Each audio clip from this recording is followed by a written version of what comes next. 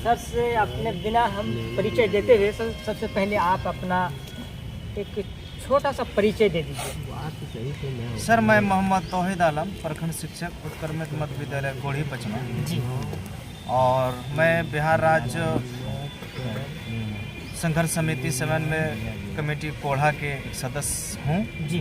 और शिक्षकों के मान सम्मान की जब बात आती है, अच्छा और शिक्षकों की मार मर्यादा या शिक्षकों की जो भी समस्याएं होती है, जी। जब भी समस्या उत्पन्न होती है कोढ़ा में, तो मैं शिक्षकों के साथ एनी टाइम, हर घड़ी, हर टाइम खड़ा रहता हूँ, कंधे से कंधे मिलाकर। बहुत बहुत धन्यवाद। तो जी, आपसे हम अब मुद्दे पे बात करना चाहेंगे। मुद्दा क्या है? जब शिक्षकगण यहाँ बैठे हुए हैं, सबसे जहाँ तक मैंने बात किया, सबकी अलग अलग नाराज़गी है यहाँ। आप क्या कहना चाहते हैं इसके ऊपर? शिक्षक की जो नाराज़गी हमारे प्रखंड शिक्षा पदाधिकारी की है, श्रीमती सीमा कुमारी, क्या सोचते हैं आप इसके बारे में? देखिए, आज इस कड़ाके की ठंड में जहाँ शिक्षक विद्यालय खुला हुआ है और शिक्षकों की उपस्थिति अनिवार्य है, शिक्षक स्कूल में उपस्थित भी रहते हैं, रहते हुए आज इस बीआरसी के सामने आने का कोई पर्पज नहीं था। परंतु कल जो हमारे प्रखंड अध्यक्ष बड़े भाई निर्मल जी के साथ जो दुर्व्यवहार किया गया, अच्छा, माननीय प्रखंड शिक्षा पदाधिकारी के द्वारा, जी जी, वो बहुत ही घिनौनी हरकत है और असहनीय वो हरकत है।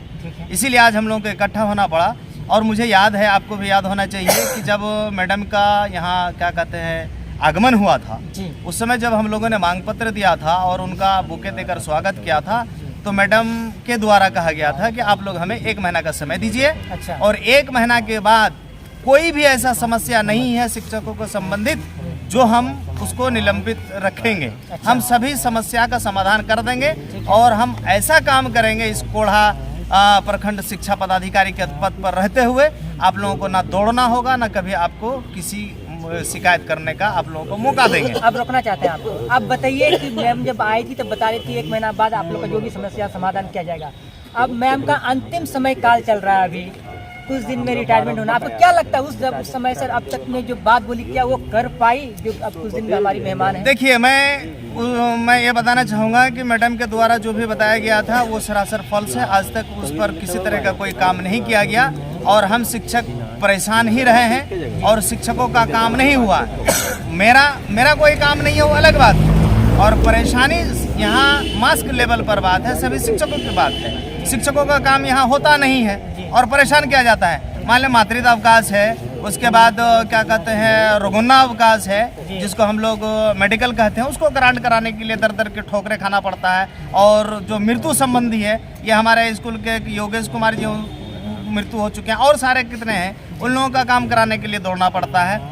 आज तक मैडम के पास जब भी हम लोग आए हैं, इससे पहले भी, अच्छा कर देंगे, आप लोग इस तरह से परेशान कीजिएगा तो हम काम नहीं कर पाएंगे। अच्छा। तो हम लोगों ने आना ही छोड़ दिया बीआरसी, मैडम को टोकना ही छोड़ दिया, लेकिन उसके बावजूद भी आज तक किसी तरह का कोई समस्या का समाधान नहीं हुआ।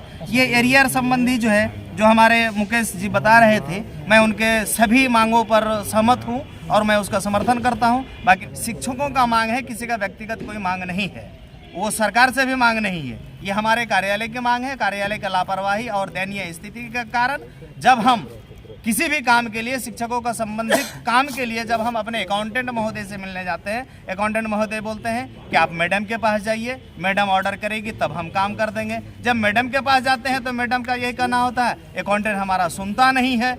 ऐसी परिस्थिति में बताइए आप दोनों का तालमेल या आपस में सामंजन क्यों नहीं है? और हम लोग जाते हैं तो हम लोगों को इस तरह का सुनना पड़ता है। आखिर कारण क्या है? मैं तो यही निवेदन करना चाहूँगा आपके चैनल के माध्यम से और हमारे संगठन के माध्यम से, मैडम आपसे विनती करता हूँ कि ये अंतिम समय है, अंतिम समय में शिक्षकों का समस्या का समाधान करके आप वाहवाही लेके आप अपना नाम लेके यहाँ से विदा हो और हम लोग भी आपको खुशी खुशी विदा करेंगे। इन्हीं बातों के साथ मैं आपको भी धन्यवाद देता हूँ। आप भी उपस्थित हुए सभी शिक्षक जो ठंडी में आए हैं यहाँ उपस्थित हुए सभी को मैं धन्यवाद देता हूँ। यह शिक्षकों की मान सम्मान की लड़ाई है और निर्मल जी के साथ जो अभद्र व्यवहार किया गया है उसके लिए मैडम को जो सही लगे हम शिक्षक यही मांग करेंगे कि ऐसी अमर्यादित भाषा का प्रयोग या अमर्यादित बयानबाजी कभी किसी भी शिक्षक के साथ ना करें। इससे हम बहुत ही दुखी हैं और हम शिक्षक समाज दुखी हैं।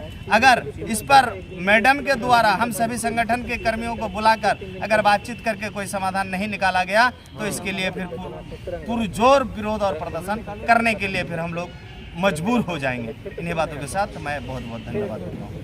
बहुत बहुत धन्यवाद तोहित जी, आपका कीमती समय देने के लिए और एक अपना राय देने के लिए।